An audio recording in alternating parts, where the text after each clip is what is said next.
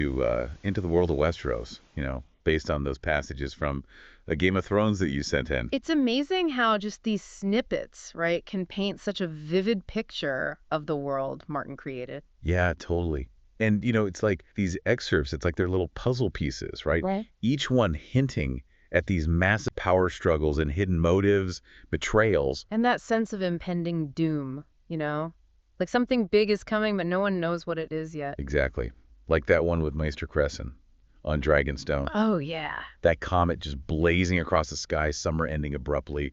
It's like a giant cosmic warning sign. Right. Crescent's dread is almost palpable. Like he can sense the storm brewing and Dragonstone being the Targaryen's ancestral home. It's all connected. Makes you wonder if he had any idea just how much things were about to change, huh? Well, I mean, no one could have predicted the specifics, but that feeling of unease, that's all there in the text. Totally. And then you have Shireen Baratheon described as a sad child. Yeah, such a stark contrast to Patchface, who's always singing and dancing, almost unsettlingly cheerful. It's like a dark cloud hanging over Stannis' family, even before the real trouble starts. Absolutely. And it foreshadows the difficult choices and sacrifices they'll all face down the line. And speaking of challenges, there's Arya Stark traveling with Yoren and all those Night's Watch recruits. Forced to grow up way too fast, surrounded by danger. It's heartbreaking, right? But she's so resilient, Right. especially for someone so young. It makes you think about how people adapt, how we find strength in the face of adversity. Especially her clinging to Needle, her sword. Eh. It's like her last connection to her family, to who she is. A symbol of her Stark identity, yeah, in a world that's trying to strip it away. Absolutely. And speaking of identity, that brings us to Theon Greyjoy, doesn't it? He's torn between Winterfell, where he was raised, and his Ironborn heritage. Right, like which side does he belong to? He makes a choice, but at a terrible cost. He wants to prove himself, to belong somewhere, but he goes about it all wrong.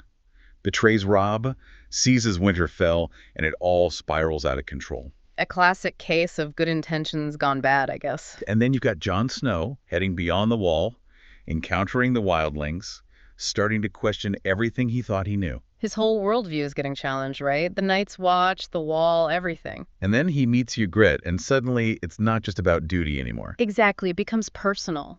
Their relationship forces him to confront his prejudices, to see the world in shades of gray. It makes you think about how easy it is to label people, us versus them, and not see the individuals. Absolutely, and that ties into Daenerys' journey too, I think. She's an Essos, a completely foreign culture. Yeah, trying to reclaim her Targaryen birthright, Right. but constantly facing these setbacks. Betrayals, hardships, but she keeps pushing forward. And those warnings she gets from Quaithe, so cryptic, so intriguing. Almost like whispers of fate, right? Yeah.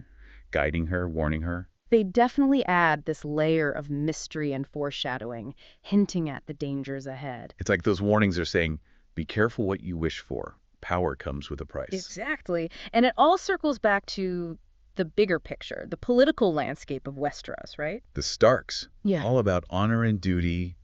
Then the Lannisters, power-hungry and ruthless. And caught in the middle, the Baratheons trying to hold on to the Iron Throne. Yeah, talk about a recipe for disaster, huh? Yeah. It's like a powder keg waiting to explode. And let's not forget the historical backdrop, right? The legacy of the Targaryen dragons, the looming threat of the White Walkers. It's like everyone's so focused on their own little power struggles that they're ignoring the bigger picture, the real dangers lurking out there. Classic human nature, I guess. We Huh. get caught up in the immediate, the personal. It's almost like watching a train wreck in slow motion, You can see it coming, but you can't stop it. And in the midst of all this chaos, you have Tyrion Lannister, sent to King's Landing to control Joffrey. Trying to keep a leash on a mad dog. Talk about a thankless task. Yeah, but Tyrion's smart, resourceful. He may be underestimated because of his stature, but he's a sharp player in this Game of Thrones. He's definitely not afraid to stand up to Cersei, even though she's, Cersei. The dynamic is fascinating, right? Bound by blood, yet constantly at odds with each other. It's like a viper's nest in King's Landing. Everyone plotting and scheming against each other. A constant power struggle, even within the same family. And then you have Sansa Stark, stuck in the middle of this mess. A pawn in a game she doesn't understand, trying to survive. Right. And then there's that scene with her and Sandor Clegane, the Hound. It's like a turning point for her. He strips away her illusions, forces her to see the world for what it really is. It's brutal, but it's also a wake-up call. She can't afford to be naive anymore. He's preparing her, in his own twisted way, for the darkness to come. And then we have the Siege of Storm's End, brother against brother, Stannis against Renly. A clash of ideologies, really. Stannis, driven by duty and his claim to the throne.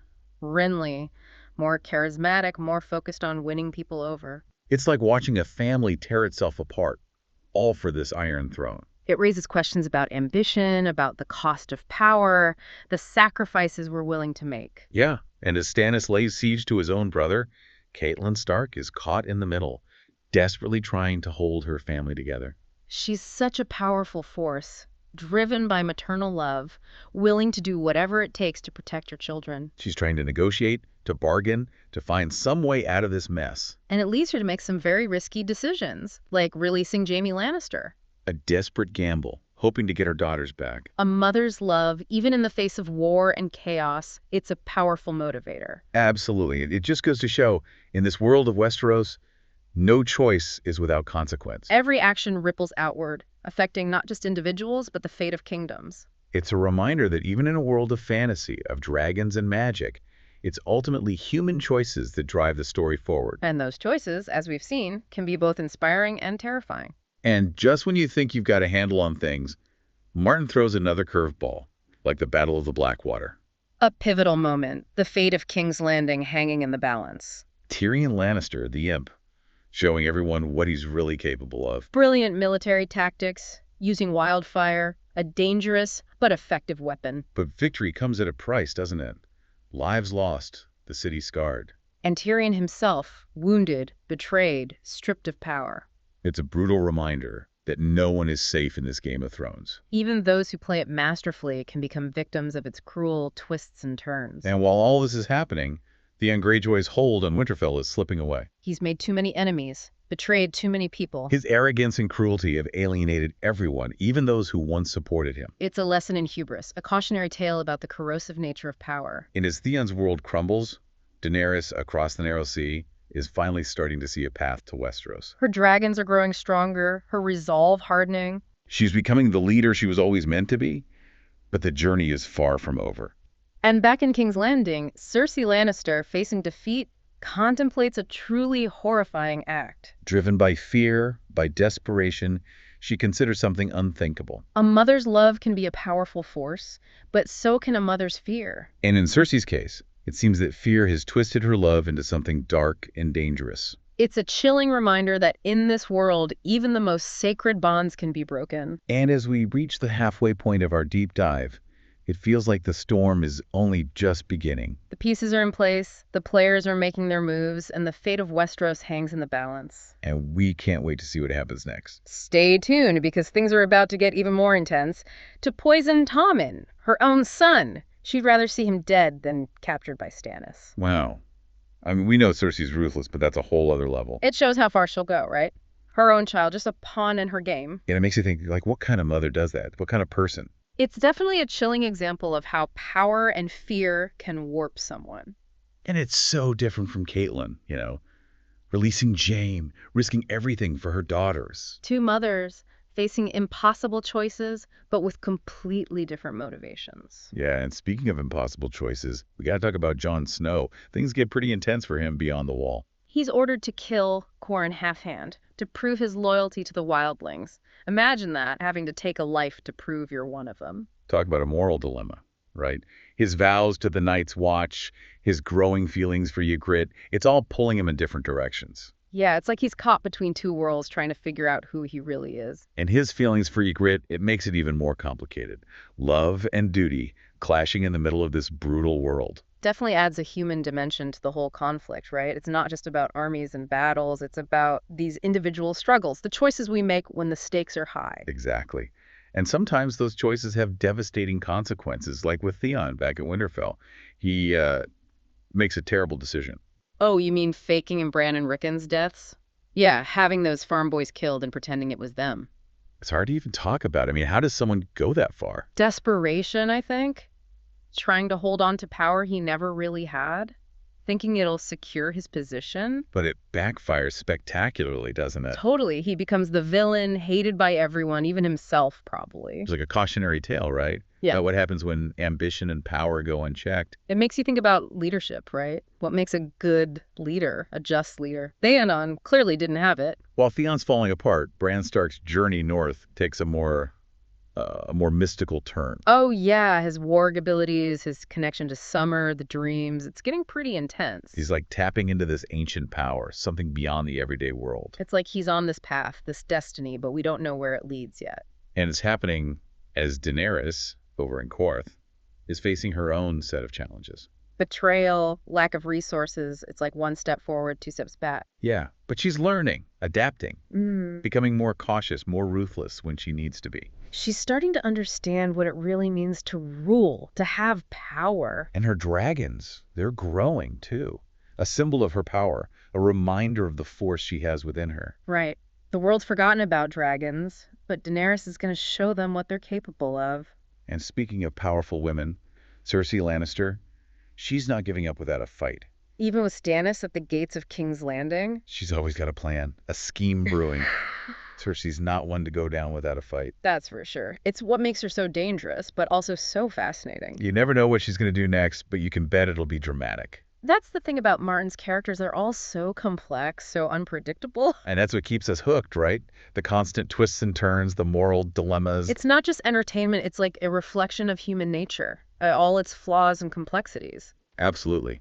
And as we continue our deep dive into A Game of Thrones, it's clear that the stakes are getting higher, the battle's more intense, and the choice is more difficult. Every character is fighting for something, for survival, for power, for love, for revenge. It's a story that keeps you on the edge of your seat. And it's just getting started. She decides to kill Tommen, to give him poisoned wine before Stannis can take the city. Oh, wow. I mean, she was ready to do it, wasn't she? It's a chilling reminder that Cersei's love is as fierce as her ambition, but it's also possessive and ultimately destructive. Yeah, and it's like this stark contrast to Catelyn, right? Releasing Jaime to try and save her girls. Two mothers facing impossible choices, but their actions reveal so much about their characters. Like what they value, what they're willing to sacrifice. It's one of the things that makes Martin's writing so compelling, these moral complexities, the gray areas. Absolutely. And meanwhile, the Battle of the Blackwater, it's left King's Landing reeling, hasn't it? The city's scarred, people are terrified, and the Lannisters, they're clinging to power, but their grip is slipping. Yeah, like a wounded animal lashing out. Exactly. It creates this sense of unease, like anything could happen next.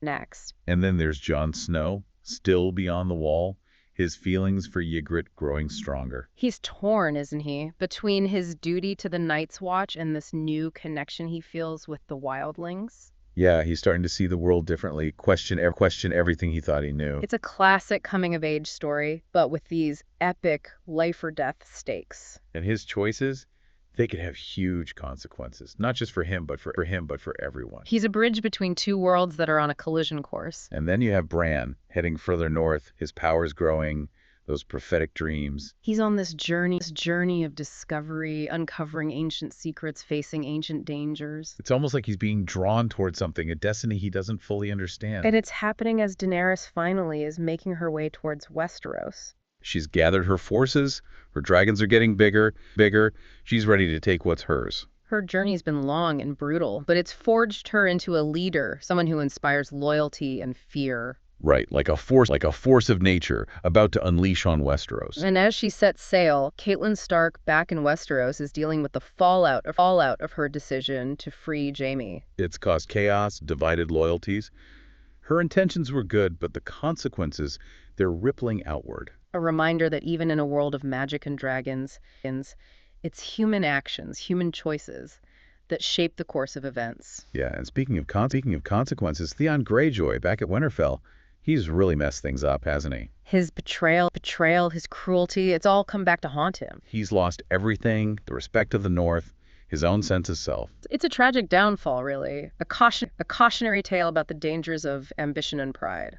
So as we come to the end of our deep dive into A Game of Thrones, it's clear that this is just the beginning. It's just the beginning, right? The stage is set, the players are in motion, and the Game of Thrones is about to get even more intense. We've seen betrayal, love, Sacrifice, ambition, all these forces colliding. And it makes you think about power, doesn't it? Who deserves it? How do you wield it? What price are you willing to pay? It's a story that stays with you long after you finish reading it. It challenges you, makes you question your own beliefs about right and wrong, about the choices we make in the face of adversity. Absolutely. And as we wait to see what unfolds in the next book, one thing's for sure. In Westeros, the game never truly ends. Thanks for joining us on this deep dive, and until next time, keep those theories coming. Welcome back, everyone.